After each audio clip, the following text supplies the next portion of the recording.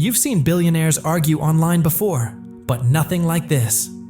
Ladies and gentlemen, welcome to a showdown you didn't see coming. Meet Christian von Koenigsegg, CEO and founder of Koenigsegg Automotive.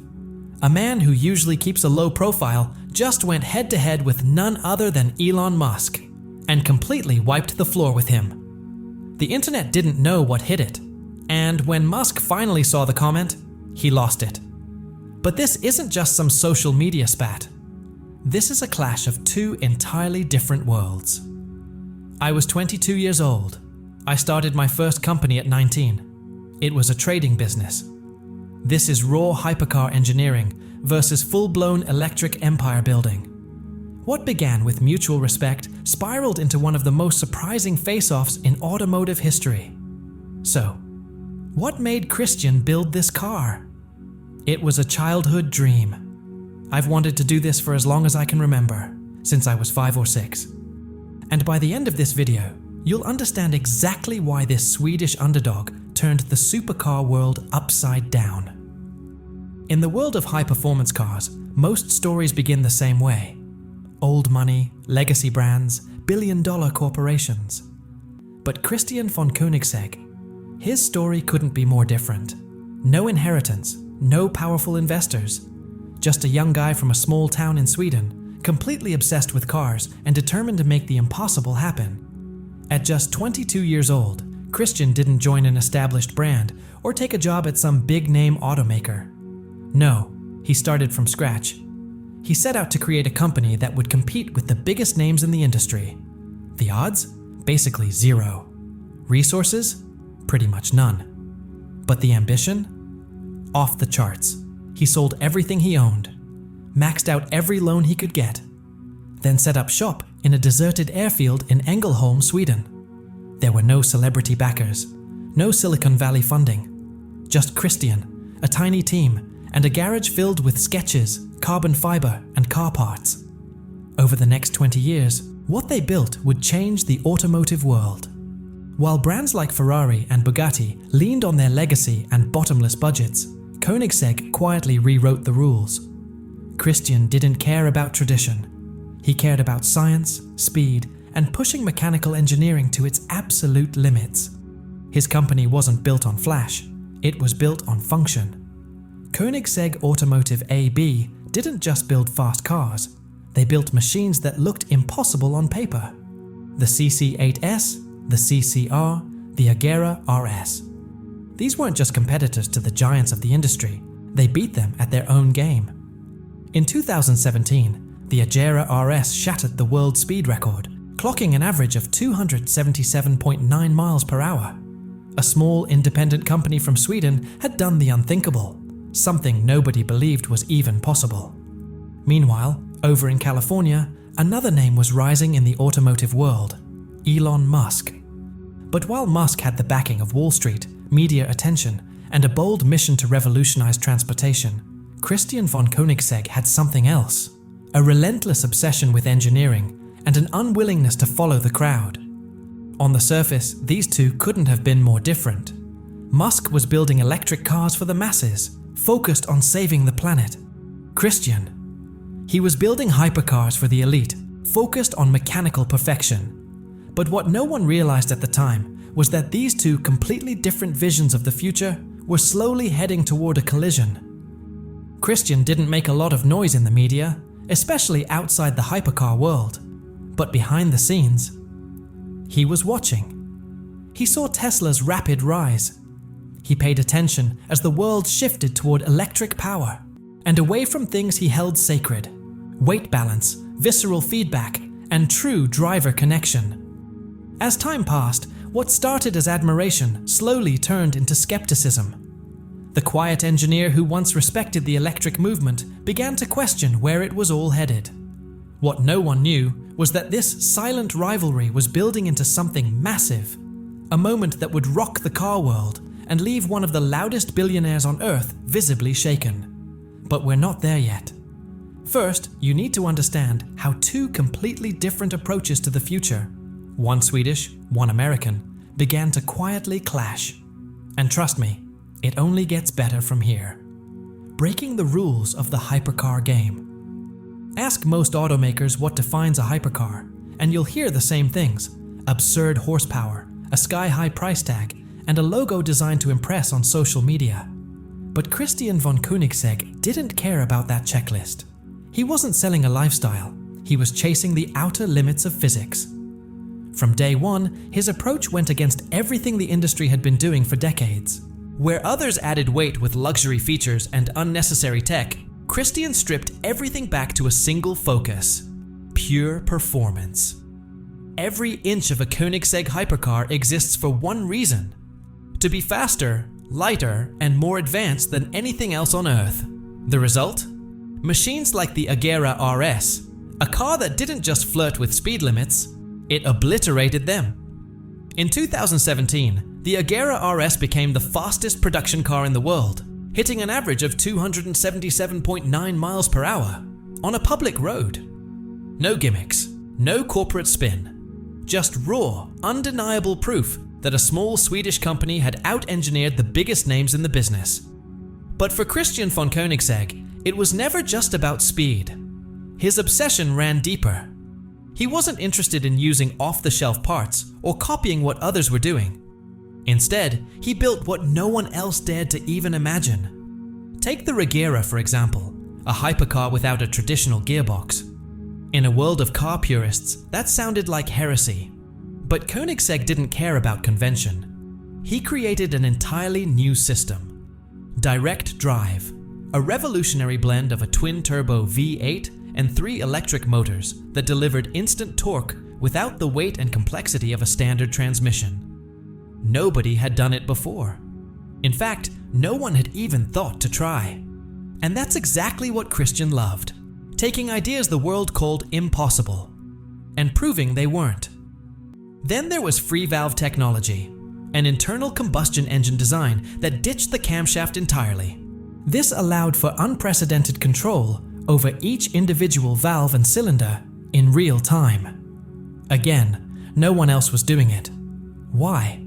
Too complicated, too risky, too unconventional. But to Christian, that was the point. While the rest of the car industry was chasing creature comforts, digital dashboards, driver assistants, cup holders, Koenigsegg was in a workshop, obsessing over airflow, material strength, and how to shave off every last unnecessary gram. He wasn't trying to make cars easier. He wanted them to be raw, exciting, even dangerous. At their core, they had to be mechanical, and they had to feel it. And it worked. Year after year, Koenigsegg's cars didn't just break records, they embarrassed the competition. The Jesko, the Regera, the Gemera, each one a limited production masterpiece, bought by people who didn't just want speed, they wanted a car with soul. But here's the thing, not everyone saw it that way. Because while Christian was refining the art of high-performance engineering, blending analog soul with cutting-edge innovation, on the other side of the world, a very different movement was gaining traction. One that didn't care about gear ratios, engine notes, or driver feel. Acoustics or driver feel. None of that mattered to the new wave coming. This was a movement led by a man who believed the future of cars wasn't about driving. It was about efficiency, autonomy, and software.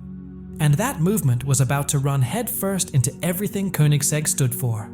Christian von Koenigsegg had spent decades designing machines for people who loved to drive. But what happens when the world starts falling for cars that drive themselves?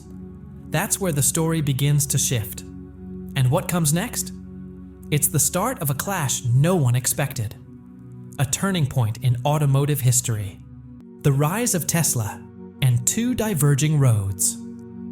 While Christian von Koenigsegg was quietly reinventing the hypercar in Sweden, something very different was unfolding across the Atlantic.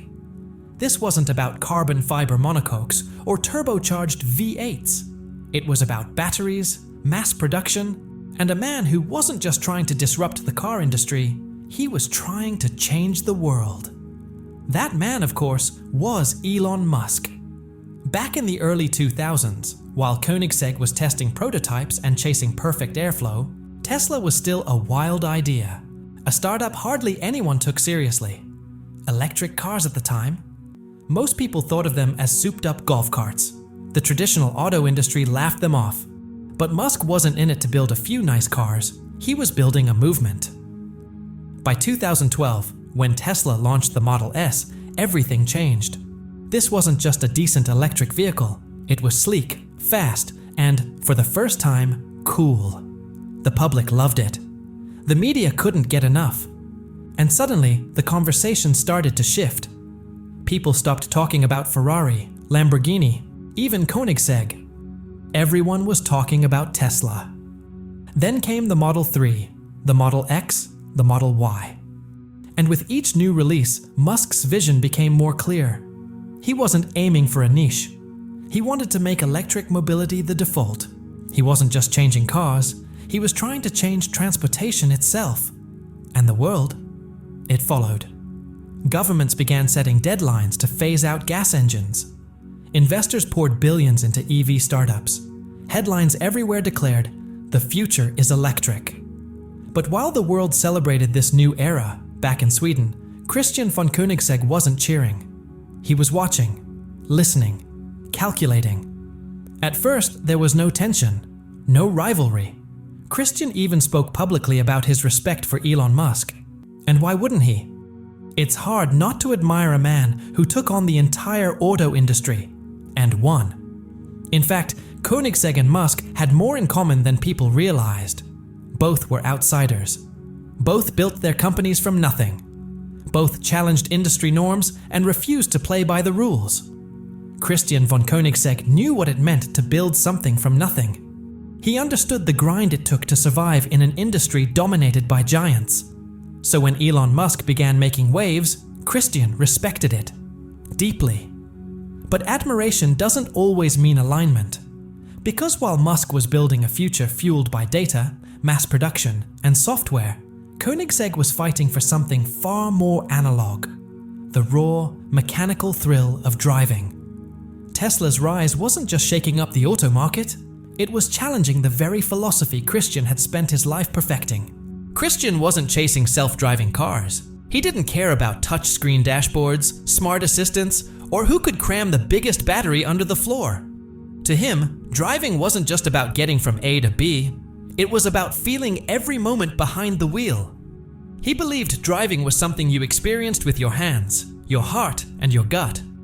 And as time passed, those two visions of the future, one electric, one mechanical, kept moving farther apart. At first, their journeys seemed parallel. Both men were visionaries. Both were building what others said was impossible. But slowly, quietly, the distance between them grew. And while the world saw two brilliant innovators, behind the scenes, something else was building. Because when two people build their legacies on completely opposite philosophies, it's only a matter of time before those philosophies clash. What no one saw at the time was that Christian's respect for Elon, something he'd openly shared in interviews, was already starting to crack. And soon, we'd all see exactly when and why that admiration began to fade. Praise and distance. When the friendship shifted. There was a time when Christian von Koenigsegg spoke about Elon Musk like a true fan. In interviews, he didn't hold back. He called Musk's achievements amazing. He openly said he was a fan of Elon's work.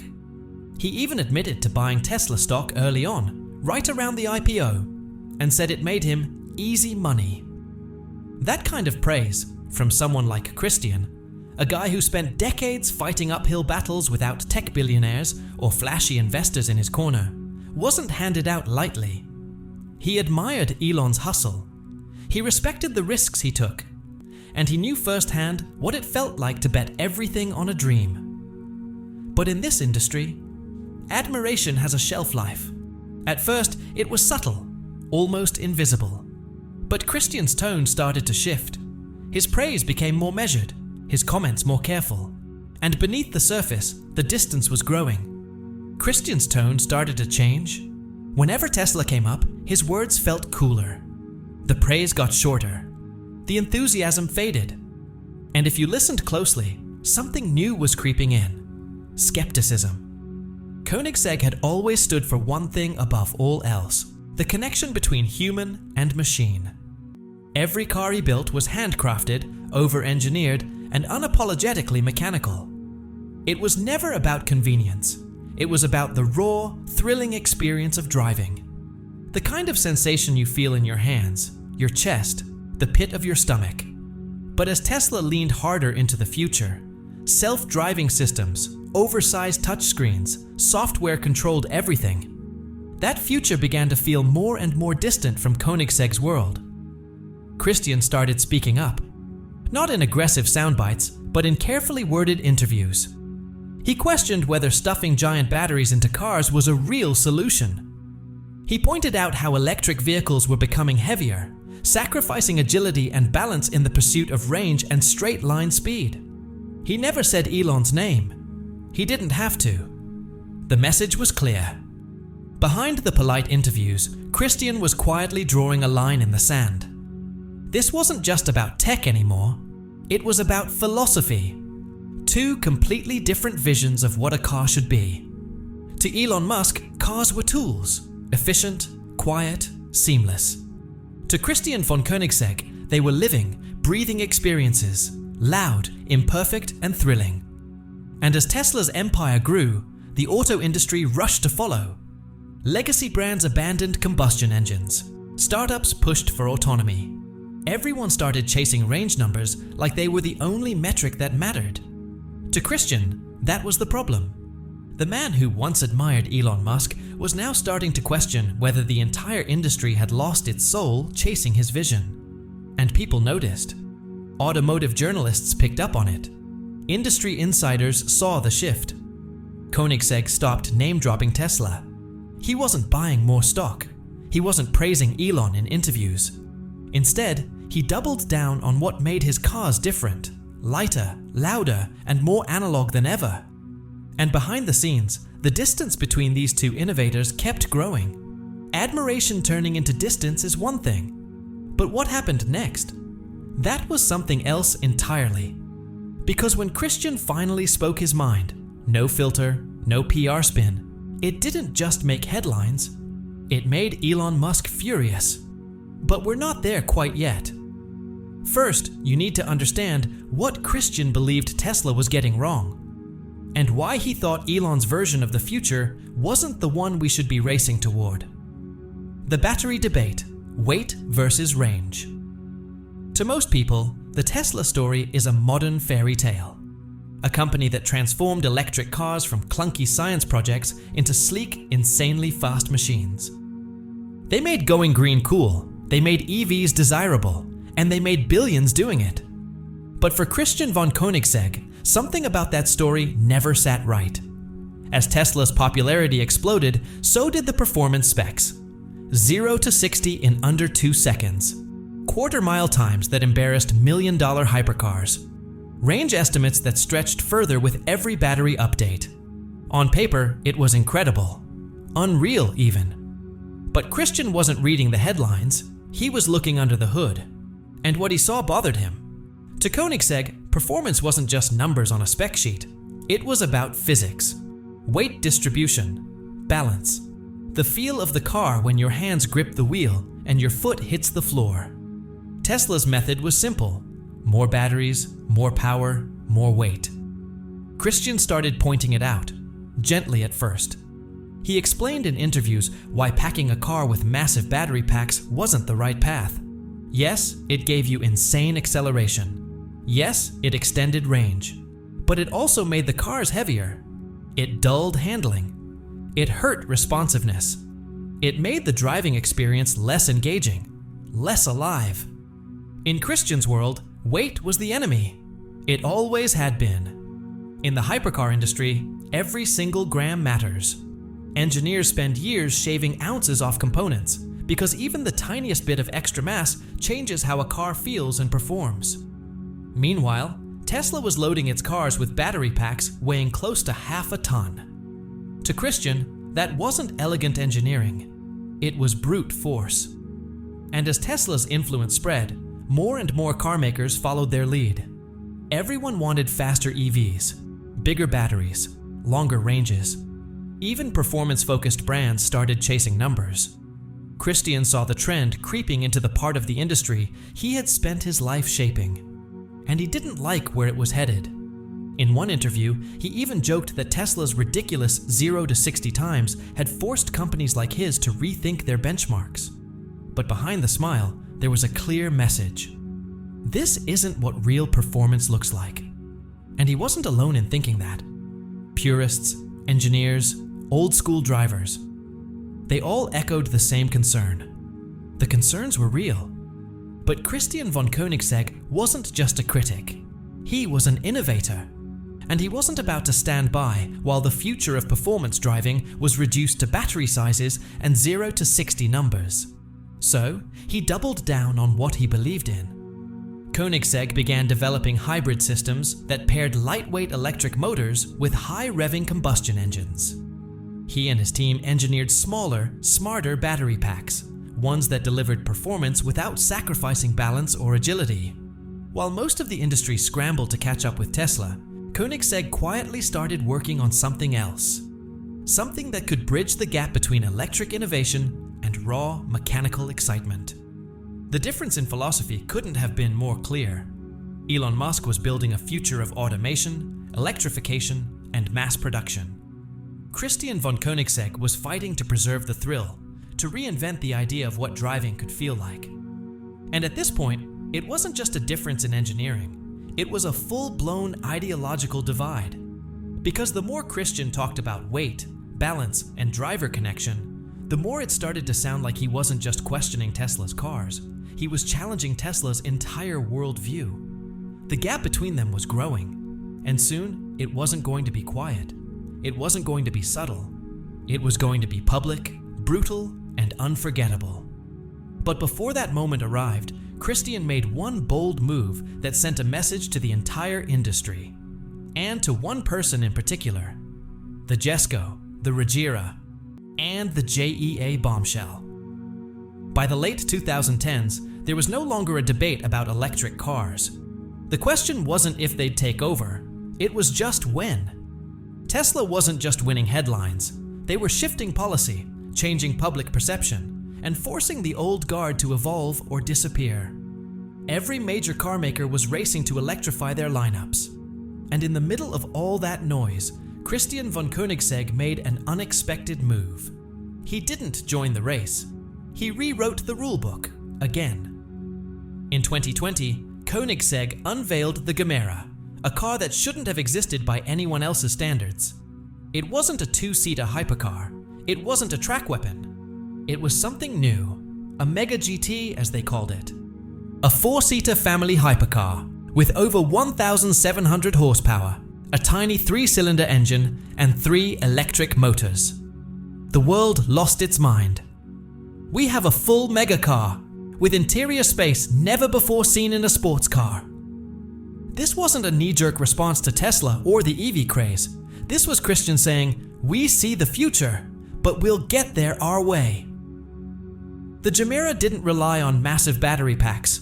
It wasn't sterile or soulless. It blended electric innovation with mechanical madness, without compromising Koenigsegg's lightweight, driver-first philosophy. But he wasn't finished. Just 1 year later, Christian dropped another bombshell. Koenigsegg would be offering a fully electric version of the Gemera. No combustion engine, no turbo, just pure EV. And with that, Koenigsegg officially stepped into Tesla's territory. But not like everyone else. Because while most companies were chasing software features, touchscreens, and range numbers, Koenigsegg's version of an electric hypercar had a different goal: to preserve the thrill of driving, even without a single drop of fuel. Industry insiders took notice. Whispers began circulating. Was this a direct challenge to Tesla? The timing certainly raised eyebrows. Tesla had just teased the second-generation Roadster, boasting insane acceleration and over 600 miles of range. But Christian didn't care about road trips. He wasn't building a car to brag about miles per charge. He was building a machine that would terrify you in the best way possible every time your foot hit the accelerator. The media jumped on it. Koenigsegg versus Musk. Two visions of the future. One looming collision. And whether Christian intended it or not, the comparisons kept rolling in. People started noticing the contrast. Where Tesla stripped out physical controls, Koenigsegg brought them back. Where Tesla chased seamless, silent automation, Koenigsegg doubled down on feeling every millisecond of power and every ounce of torque. Where Tesla focused on simplicity, Koenigsegg celebrated complexity, because complexity, when mastered, becomes art. Elon Musk. He stayed quiet publicly. But behind the scenes, people close to both companies said something else. Musk was paying attention. And he didn't like what he saw. He didn't like how Koenigsegg's quiet jabs at battery weight and soulless performance were gaining traction in the press. He didn't like how the Swedish hypercar genius who once praised him was now shaping the conversation against Tesla's core ideals. And then came the spark. A private event. A simple question from an audience member. What do you think about Tesla's impact on the future of EVs? Christian's answer: it wasn't PR approved. It wasn't soft. It was the moment everything changed. It wasn't meant to make headlines, but it did, everywhere. Because in that moment, Christian von Koenigsegg stopped being subtle. He made it personal. And when Elon Musk heard what he said, he lost it. What Christian said, and how Elon reacted, is what changed everything. The moment. Everything blew up. It happened behind closed doors. A quiet queue and a session at a private automotive event somewhere in Europe. No live streams, no stage lights, just a room full of engineers, executives, and a few sharp journalists tossing polite questions back and forth. Then, someone finally asked the question that had been hanging in the air all day. What do you think of Tesla's dominance in the EV space? Can hypercar companies like Koenigsegg even stay relevant in a future run by Elon Musk? According to those in the room, Christian smiled. And for a moment, it looked like he was about to give the usual polished answer, the safe, diplomatic response he'd given 100 times before. But this time, he didn't hold back.